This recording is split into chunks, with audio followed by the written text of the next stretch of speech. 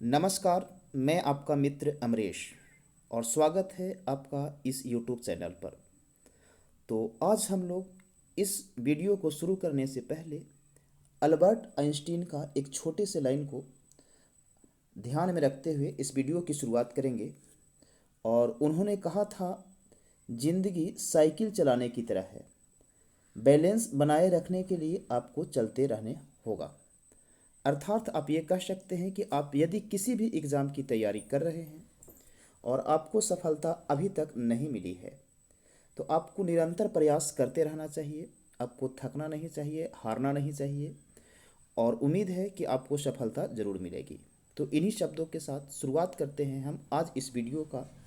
और आज का जो हमारा वीडियो है उसमें हम लोग पढ़ेंगे क्लास 10th के हिस्ट्री का पहला लेसन। उस लेसन का नाम है यूरोप में राष्ट्रवाद। तो आइए देखते हैं इसमें क्या क्या प्रश्न अभी तक पूछे गए हैं। उन सभी प्रश्नों को एक साथ हम लोग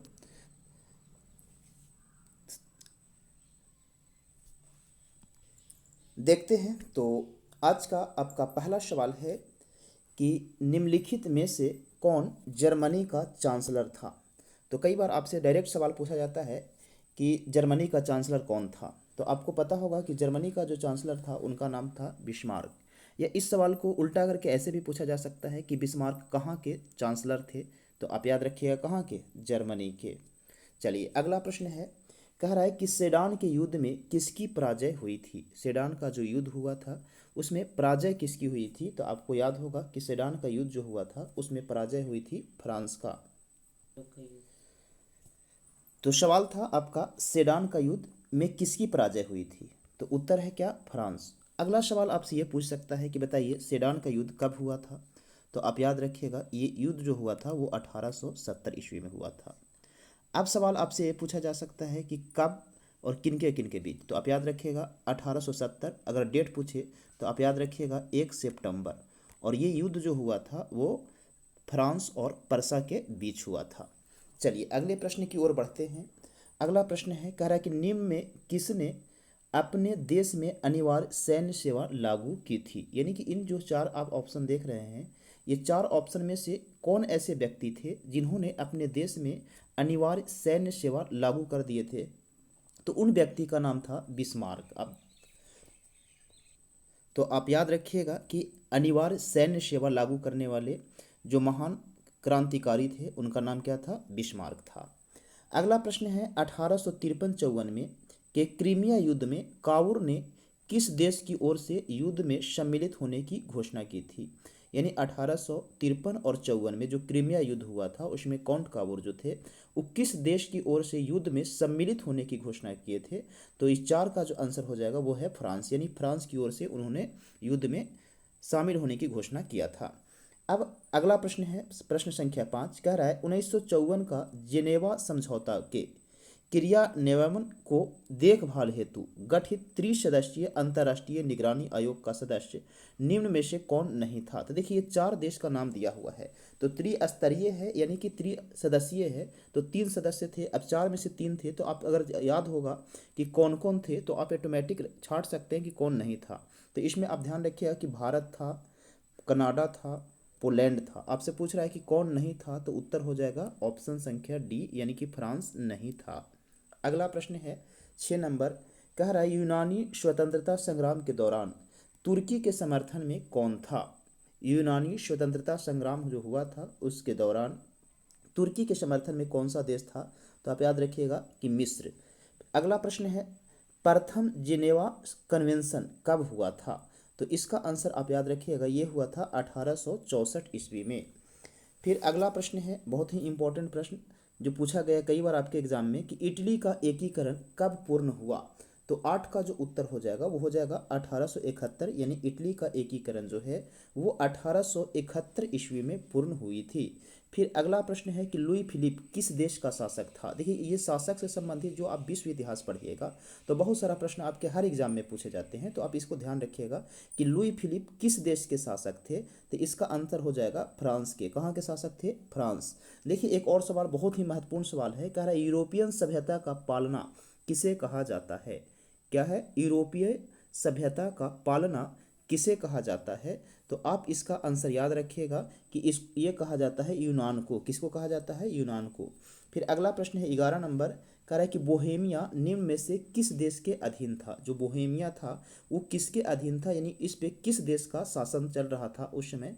तो आप याद रखिएगा इसका आंसर हो जाएगा ए, ऑप्शन नंबर ऑस्ट्रिया। अगला प्रश्न पूछ रहा है 12 नंबर कि निम्न में से कौन मित्र राष्ट्रों के गुट में शामिल नहीं था? यानी कि आप ये देखेंगे कि मित्र राष्ट्र जो था, देखिए दो राष्ट्र थे उस समय विश्व युद्ध के समय, एक मित्र और एक धुरी। तो कह रहा है कि इनमें से कौन सा देश जो है वो मित्र राष्ट्र में शामिल नहीं था, यानी मित्र राष्ट्र जो था उसमें शामिल नहीं था। तो 12 का आंसर हो जाएगा जर्मनी, यानी कि जर्मनी जो था वो मित्र राष्ट्र के गुट में शामिल नहीं था। अगला प्रश्न है, कह रहा है कि 1871 ईस्वी में विलियम प्रथम कहाँ का सम्राट बना था? तो इस प्रश्न का उत्तर हो जाएगा कि ये जर्मनी के सम्राट बने थे। कहाँ के? जर्मनी के। या आपसे सवाल इसको ऐसे भी पूछ सकता है कि विलियम प्रथम जो थे वो कहाँ के शासक थे या सम्राट थे? तो आप याद रखिएगा जर्मनी के। अगला सवाल है 14 नंबर कि सर्डिनिया का राजा कौन था? तो इसका ऑप्शन आप देखेंगे अगले पेज पर। तो सर्डिनिया का राजा कौन था? तो इसका उत्तर हो जाएगा विक्टर एमेनुअल। कौन थे? Victor Emmanuel. प्रश्न संख्या 15 आप देखेंगे तो 15 में कह रहा है कि इटली के एकीकरण का प्रमुख नायक कौन था? तो आप याद रखिएगा कि इसमें अगर आपसे पूछा जाएगा कि इटली के एकीकरण जो हुई थी उसमें प्रमुख नायक कौन थे, तो अगर सिर्फ एक ही पूछा जाता तो सब एक ही हो जाता, लेकिन इसमें देखिए ऑप्शन आपको 3 4 दिया हुआ है, एक ऑप्शन और भी दिया हुआ है कि इनमें से सभी। तो इटली का जो एकीकरण हुआ था उनमें मेजनी का भी योगदान था, काउंट काबूर का भी योगदान था और गैरीवाल्डी का भी योगदान था। तो इसका उत्तर जो होगा वो हो जाएगा कौन? इनमें से सभी। फिर अगला प्रश्न है 16 नंबर, कह रहा है कि लुई 16वां को कब फांसी दी गई थी? 16 नंबर प्रश्न अगर आप देखेंगे तो कह रहा है कि लुई 16वां को फांसी कब दी गई थी? तो आप याद रखिएगा कि 1793 ईस्वी में लुई 16वां को फांसी दी गई थी। अगला प्रश्न है 17 नंबर, कह रहा है कि वियना सम्मेलन की मेजबानी किसने की थी? ये भी कई बार एग्जाम में पूछा हुआ है। वियना सम्मेलन की मेजबानी किसने की थी? तो इसका उत्तर हो जाएगा ऑप्शन संख्या ए, मेटरनिक। कौन किया था? मेटरनिक। आप ध्यान रखेंगे वियना सम्मेलन जो है इसका मेजबानी किए थे मेटरनिक। अगला 18 नंबर प्रश्न है, कह रहा है कि निम्न में से किस सम्मेलन में जर्मनी की क्षतिपूर्ति राशि को कम कर दिया गया? यानी 18 नंबर सवाल है कि कौन सा सम्मेलन था जिसमें जर्मनी के क्षतिपूर्ति राशि जो था उसको कम किया गया? तो आप याद रखिएगा कि लौसने सम्मेलन। अगला प्रश्न है, अमेरिका में न्यू डील किसने लागू की थी? अमेरिका जो था उस देश में न्यू डील जो था वो किसने लागू किया था? तो 19 का उत्तर हो जाएगा बी, फ्रैंकलिन डी रूजवेल्ट। क्या नाम था उनका? Franklin D Roosevelt. अगला सवाल है, हिंगेल किस देश के दार्शनिक था? ये भी बहुत महत्वपूर्ण प्रश्न है, आप इसे भी ध्यान रखिएगा। कह रहा है कि हिंगेल जो थे वो किस देश के दार्शनिक थे? तो इसका आंसर हो जाएगा जर्मनी के। कहाँ के थे? जर्मनी के। अगला प्रश्न 21 नंबर का है कि वियना कांग्रेस का मुख्य उद्देश्य क्या था? तो वियना कांग्रेस जो था उसका मुख्य उद्देश्य था राजतंत्र को पुनर्स्थापित करना। यानी कि वियना कांग्रेस का मुख्य उद्देश्य ये था कि जैसे पहले राजतंत्र चल रहा था देश में उसी तरह फिर से राजतंत्र ही हो। अब अगला सवाल है 22 नंबर, सिकंदर कहाँ का निवासी था? तो आपको पता होगा कि सिकंदर जो था वो यूनान का निवासी था। कहाँ का था? यूनान का। फिर देखिए ये बहुत ही महत्वपूर्ण प्रश्न है, कह रहा फ्रांसीसी क्रांति जो है वो कब हुई? तो फ्रांसीसी क्रांति जो है वो आपका हुआ था 1789 ईस्वी में। शायद ही कोई ऐसे विद्यार्थी होंगे जिनको ये क्रांति ना याद हो। तो आप याद रखिए कि फ्रांसीसी क्रांति जो हुई थी वो 1789 ईस्वी में हुई थी। फिर अगला प्रश्न है, राष्ट्रीय आंदोलन का केंद्र जेना विश्वविद्यालय कहाँ स्थापित है? यानी कि जेना विश्वविद्यालय जो है वो कहाँ स्थापित है? तो ये आपको याद होना चाहिए। इसका आंसर हो जाएगा जर्मनी। राष्ट्रीय आंदोलन का केंद्र जो जेना विश्वविद्यालय था वो जर्मनी में स्थापित था। फिर अगला प्रश्न कह रहा है कि कोसुत का संबंध किस देश से है? प्रश्न संख्या 25 देखेंगे तो कह रहा है कोसुत का संबंध किस देश से है? तो इनका उत्तर हो जाएगा हंगरी। फिर कह रहा है इटली तथा जर्मनी वर्तमान में किस महादेश के अंतर्गत आते हैं? तो इस प्रश्न का उत्तर हो जाएगा इटली और जर्मनी जो है वो वर्तमान में यूरोप देश के अंतर्गत है। किस देश के अंतर्गत हो जाएगा? तो यूरोप। चलिए अगले प्रश्न की ओर बढ़ते हैं हम लोग। अभी 26 है, 26 के बाद अगला 27 नंबर देखिए। तो 27 नंबर प्रश्न कह रहा है कि फ्रांस में किस शासन वंश की पुनर्स्थापना? प्रश्न है, फ्रांस में किस शासन वंश की स्थापना फ्रांस में किस शासन वंश की पुनर्स्थापना वियना कांग्रेस की द्वारा की गई थी? फिर से प्रश्न समझिएगा। सवाल है कि फ्रांस में किस शासन वंश की पुनर्स्थापना वियना कांग्रेस के द्वारा की गई थी? तो आप याद रखिएगा, बुर्बो वंश का। फिर अगला प्रश्न है 28 नंबर की मेजनी का संबंध किस संगठन से था? तो आप याद रखिएगा, इसका उत्तर हो जाएगा कार्बोनरी से। किससे था? कार्बोनरी। यानी मेजनी का संबंध किस संगठन से था? तो कार्बोनरी संगठन। या इसी को उल्टा करके कभी कभी आपसे प्रश्न पूछा जाता है कि कार्बोनरी संगठन जो था उसका संबंध इसमें से किनका था? कार्बोनरी संगठन से किनका संबंध था? तो आप याद रखिएगा, मेजनी का। प्रश्न संख्या 29 कह रहा है इटली एवं जर्मनी के एकीकरण के विरुद्ध निम्न में से कौन था? इटली और जर्मनी के एकीकरण के विरुद्ध कौन था? ये आपसे प्रश्न पूछा गया है। तो इसका उत्तर होगा सी, यानी कौन हो जाएगा? ऑस्ट्रिया।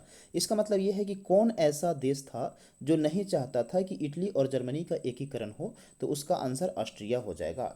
फिर अगला प्रश्न पूछ रहा है 30 नंबर कि काउंट काबूर को विक्टर एमेनुअल ने किस पद पर नियुक्त किया था? ये भी प्रश्न कई बार आपके एग्जाम में आ चुका है। तो इसका उत्तर हो जाएगा प्रधानमंत्री के पद पर। काउंट काबूर को विक्टर एमेनुअल जो था वो प्रधानमंत्री के पद पर नियुक्त किया था। तो ऑप्शन नंबर सी इसका उत्तर हो जाएगा। ये सवाल भी देखिए हर एग्जाम में लगभग पूछा गया है। कह रहा है गैरीबाल्डी जो थे वो पेशे से क्या थे? तो गैरीबाल्डी अभी सभी को पता होगा कि गैरीबाल्डी जो थे वो पेशे से क्या थे? तो नाविक थे। क्या थे? नाविक। फिर अगला प्रश्न है, कह रहा है जर्मन राइन राज्य का निर्माण किसने किया था? तो 32 नंबर प्रश्न का ऑप्शन नंबर उत्तर हो जाएगा बी, यानी जर्मन राइन नामक जो राज्य था उसका निर्माण किया था नेपोलियन बोनापार्ट। कौन किए थे? Napoleon Bonaparte. फिर अगला प्रश्न है 33 नंबर। 33 नंबर कह रहा है कि जालवेरिन कैसी संस्था थी? जालवेरिन जो थी वो कैसी संस्था थी? या कि आपसे पूछा जाए किसकी संस्था थी? तो आपको पता होगा कि जालवेरिन जो था वो व्यापारियों का एक संस्था था। क्या था? व्यापारियों की एक संस्था थी। अगला प्रश्न है 35, कह रहा है कि रक्त और लौह की नीति का अवलंबन किसने किया था? रक्त और लौह जो है इस नीति का अवलंबन किसने किया था? तो इसका उत्तर हो जाएगा बिस्मार्क। क्या हो जाएगा? बिस्मार्क। देखिए ये भी प्रश्न कई बार आपके एग्जाम में पूछा गया, 2011, 17, फिर आपका है 20, फिर 23, फिर 24। देखिए हर बार एग्जाम में पूछा जा रहा है 2-3 साल के गैप पर। तो आप इसको भी ध्यान रखिएगा कि रक्त और लौह की नीति का अवलंबन किसने किया था? तो बिस्मार्क। अगला प्रश्न है 35 नंबर। 35 नंबर कह रहा है कि फ्रैंकफर्ट की संधि कब हुई? फ्रैंकफर्ट की संधि कब हुई? तो इसका उत्तर हो जाएगा सी, 1870 ईस्वी में। सॉरी, फ्रैंकफर्ट की संधि 1870 नहीं, ये इसका उत्तर हो जाएगा 1871 ईस्वी में। फ्रैंकफर्ट की संधि जो है वो 1871 ईस्वी में हुआ था। अगला प्रश्न कह रहा है यूरोपीय वासियों के लिए किस देश का साहित्य एवं ज्ञान विज्ञान प्रेरणा स्रोत रहा? यूरोप वासियों के लिए किस देश का जो साहित्य है वो साहित्य एवं ज्ञान विज्ञान प्रेरणा स्रोत रहा? तो इसका उत्तर हो जाएगा यूनान। यानी कहाँ का था? यूनान का। फिर अगला सवाल कह रहा है 37 नंबर कि नेपल्स की क्रांति कब हुई थी? ये भी बढ़िया सवाल है। तो आप इसका उत्तर याद रखिएगा। इसका उत्तर हो जाएगा 1821 ईस्वी में। नेपल्स की क्रांति जो है वो 1821 ईस्वी में हुई थी। फिर अगला प्रश्न है 38 नंबर, कह रहा है कि चार्टिस्ट आंदोलन कहाँ हुआ था? चार्टिस्ट आंदोलन कहाँ हुआ था? तो इसका उत्तर हो जाएगा इंग्लैंड में। कहाँ हुआ था? इंग्लैंड में। 39 नंबर सवाल कह रहा है यूनान को एक स्वतंत्र राष्ट्र घोषित किया गया कब? यानी यूनान जो था उसको स्वतंत्र राष्ट्र के रूप में मान्यता कब मिली या कब घोषित किया गया? तो उत्तर हो जाएगा 1832 ईस्वी में। फिर ऐतिहासिक द्वंद्ववाद की व्याख्या किसने की थी? तो इसका उत्तर हो जाएगा हिंगेल। कौन किए थे? हिंगेल। ऐतिहासिक द्वंद्ववाद की व्याख्या किसने की थी? तो हिंगेल ने। फिर अगला प्रश्न है एड्रियानुपुल की संधि कब हुई थी? एड्रियानुपुल की संधि कब हुई थी? तो ये भी आपको पता होगा 1829 ईस्वी में हुआ था। कब हुआ था? तो 1829 ईस्वी में। फिर अगला है एड्रियानुपुल की संधि किन दो देशों के बीच हुआ था? तो यहाँ से देखिए दो प्रश्न हो गया। एक तो कि कब हुआ था? तो 1829 ईस्वी में। और अगर आपसे पूछे किन दो देशों के बीच हुआ था, तो आप याद रखिएगा कि ये जो हुआ था तुर्की और रूस के बीच हुआ था। कहाँ कहाँ के बीच? तो एड्रियानुपुल की संधि तुर्की और रूस के बीच हुआ था। और कब हुआ था? तो 1829 ईस्वी में। अगला प्रश्न है 43 नंबर। 43 कह रहा है सेडान का युद्ध किनके किनके बीच हुआ था? सेडान का युद्ध जो है वो किनके किनके बीच हुआ था? तो ये आपका उत्तर हो जाएगा फ्रांस और प्रसा के बीच हुआ था। किनके किनके बीच? फ्रांस और प्रसा के बीच हुआ था। फिर 44 नंबर कह रहा है कि किस देश का हंगरी पर पूर्ण आधिपत्य था? किस देश का हंगरी पर पूर्ण अधिपत्य था? तो 44 का उत्तर हो जाएगा बी यानी ऑस्ट्रिया। 45 अगला प्रश्न कह रहा है कि पोलैंड का विद्रोह को किसने कुचल दिया? 45 नंबर सवाल देखेंगे तो आपसे कह रहा है कि पोलैंड में जो विद्रोह हुआ था उसको किसने कुचल दिया था? तो इसका उत्तर हो जाएगा रूस ने। फिर अगला प्रश्न कह रहा है कि सन 1870 में फ्रांस और पर्सा के बीच युद्ध कहाँ हुआ था? 1870 ईस्वी में जो फ्रांस और पर्सा के बीच युद्ध हुआ था वो कहाँ सा हुआ था? तो इसका उत्तर है सेडान। कहाँ हुआ था? सेडान, या इसी को कहा जाता है कि सेडान का युद्ध किनके बीच हुआ था? तो फ्रांस और पर्सा के बीच। या इसी से पूछा जाए कब हुआ था? तो 1870 ईस्वी में। फिर 47 नंबर है, किस युद्ध के बाद जर्मनी का एकीकरण हुआ? तो आप याद रखिएगा इसका उत्तर हो जाएगा डी, सेडान का युद्ध, यानी कि इसी युद्ध के बाद जर्मनी का एकीकरण हुआ था। फिर अगला प्रश्न है, यंग यूरोप का संस्थापक कौन है? तो 48 नंबर जो है इसका उत्तर हो जाएगा कि यंग यूरोप का संस्थापक मेजनी थे। कौन थे? मेजनी थे। यंग यूरोप के संस्थापक मेजनी थे। फिर कह रहा है यूरोप का मरीज किसे कहा जाता है? तो यूरोप का मरीज जो है वो कहा जाता है तुर्की को। किसको कहा जाता है? तुर्की को कहा जाता है। अगला प्रश्न है 50 नंबर, वियना कांग्रेस कब हुआ था? तो 50 का उत्तर आप याद रखिए कि वियना कांग्रेस जो है इसकी स्थापना 1815 ईस्वी में हुई थी। फिर अगला 51 नंबर कह रहा है कि जर्मनी के एकीकरण का प्रमुख वास्तुकार कौन था? तो 51 में सिर्फ एक ही व्यक्ति का नाम पूछा है तो इसलिए इसका उत्तर हो जाएगा कि प्रमुख वास्तुकार जो थे वो बिस्मार्क थे। फिर इसी तरह से अगला है कि इटली के एकीकरण में निम्न में से किसका संबंध नहीं है? इटली का एकीकरण में किसका संबंध नहीं है? देखिए अभी आप पढ़े कि जर्मनी का एकीकरण का प्रमुख वास्तुकार बिस्मार्क थे, तो इटली के एकीकरण में क्या होगा? बिस्मार्क का संबंध नहीं होगा। इटली के एकीकरण में कौन कौन थे? तो मेजनी थे, काउंट काबूर थे और गैरीबाल्डी थे। लेकिन बिस्मार्क किस एकीकरण में प्रमुख वास्तुकार थे? तो जर्मनी के एकीकरण में। फिर अगला प्रश्न है कि 1830 ईस्वी की क्रांति के बाद फ्रांस में किस प्रकार का शासन स्थापित हुआ? तो 1830 ईस्वी की क्रांति के बाद फ्रांस में जो है वो किस तरह के क्रांति का किस प्रकार के शासन स्थापित हुआ? तो इसका उत्तर हो जाएगा बी, संवैधानिक राजतंत्र। संवैधानिक राजतंत्र की स्थापना हुई। फिर अगला है कि जर्मनी के एकीकरण के लिए कौन उत्तरदायी था? 54 नंबर प्रश्न है कि जर्मनी के एकीकरण के लिए कौन उत्तरदायी था? तो अभी हम लोग पढ़े थे कौन थे, ये इसका उत्तर हो जाएगा बिस्मार्क। फिर कह रहा है 1871 ईस्वी में कौन सी संधि हुई थी? 1871 ईस्वी में तो आपको पता है कि फ्रैंकफर्ट की संधि जो है वो 1871 ईस्वी में हुई थी। तो आपसे कभी कभार ऐसे भी पूछ लेगा प्रश्न कि बताइए कि फ्रैंकफर्ट की संधि कब हुई थी? तो 1871 ईस्वी में। फिर अगला प्रश्न है कि इटली के एकीकरण में निम्न में से किसने योगदान किया था? इटली के एकीकरण में निम्न में से किसने योगदान किया था? तो 56 का उत्तर हो जाएगा क्या? डी, इनमें से सभी। यानी इटली के एकीकरण में देखिए मेजनी का भी था, गैरीबाल्डी का भी था और किसका? काउंट काबूर का भी था। आपको पता होगा जैसे अभी आप देखिए यही वाला है कि जर्मनी के एकीकरण का प्रमुख वास्तुकार कौन था? तो प्रमुख कौन हो जाएंगे? बिस्मार्क। इसमें पूछा है कि जर्मनी के एकीकरण निम्न में से किसका संबंध नहीं था? तो बिस्मार्क का, यानी मेजनी, काउंट काबूर और गैरीबाल्डी का था। इसी तरह से आपसे इसका उत्तर हो जाएगा डी, यानी इसमें से सभी। फिर अगला प्रश्न है 57 कि रॉबर्ट ओवेन कहाँ का निवासी था? तो इसका उत्तर हो जाएगा ब्रिटेन का। कहाँ के निवासी थे? ब्रिटेन का। तो जो लेसन 1 से जितने भी MCQ थे तो आज के यहीं तक, यानी 57 प्रश्न ही थे और 57 प्रश्न हम लोग पढ़ चुके हैं। तो अब हमारा कहने का अर्थ ये होगा कि अगर इस वीडियो को आप देखे होंगे पूरे अंत तक तो कोशिश कीजिएगा कि 1-2 बार और रिपीट कर ले, जिससे कि आपका क्या हो, तैयारी में और 4 चांद लग जाए। और इसी तरह से आप रेगुलर तैयारी करते रहिए। हम डेली आपके लिए शाम के 7 बजे करेंगे क्या कि एक वीडियो डेली लेकर आएंगे, एक चैप्टर, चाहे वो हिस्ट्री का हो, पॉलिटी का हो या ज्योग्राफी का हो। तो आज हम लोग यहीं तक रखते हैं। जय हिंद। फिर मिलते हैं आपसे नेक्स्ट वीडियो में।